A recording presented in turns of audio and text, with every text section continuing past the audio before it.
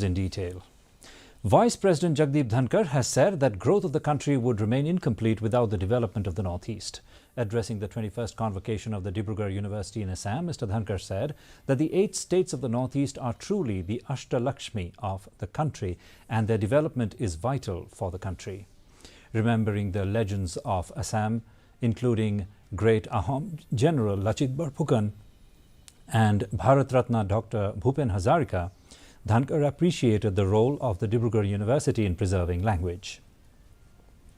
The Vice President also emphasized that students should also try unconventional things in life to get success, as progress comes from innovation.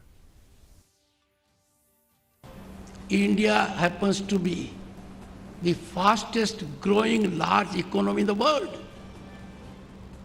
We happen to be a favored global destination of opportunity and investment, as was indicated by the Honorable Governor. In September 2022, we had the distinction to attain the status of 5th largest global economy.